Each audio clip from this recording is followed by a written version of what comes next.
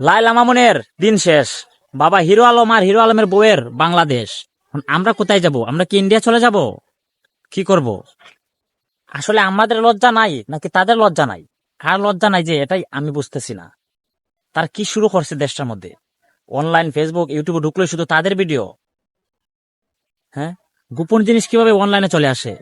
কে কার সাথে থাকলো, কে কার সাথে রিলেশন করলো, কে কার সাথে লুচ্চামি করলো, শুধু অনলাইনে চলে আসে কেন? আমি তো কিছু বুঝতেছি না। সবকিছু অনলাইনে আসা কি দরকার? দরকার মনে হয়? আমার কাছে তো দরকার মনে হয় না। এই যে হিরো আলম আর রিয়ামিনের ভিডিওগুলো ফেসবুকে ইউটিউবে প্রচুর পরিমাণে ভাইরাল। তারা কি চায়? শুধু ভিউ চায়। তাদেরকে কেউ জেলে ভরতে পারে না, এমনকি আইন নাই বাংলাদেশে। তাদেরকে তো 100 বছর জেল কাটানো দরকার। বাংলাদেশে তো তাদের থাকার অধিকার নাই। যা শুরু করেছে তারা, বাংলাদেশের মানুষকে তারা হতাশ করে ফেলেছে। এই বাংলাদেশ তো আমরা চাই না।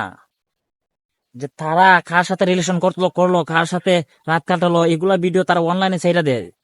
ছেড়ে দিয়ে জনগণকে হতাশ করে। আর জনগণ এই ভিডিও দেখে, তাদের এই কার্যকলাপ দেখে জনগণ কিছু শিক্ষা পায় তাদের কাছ থেকে।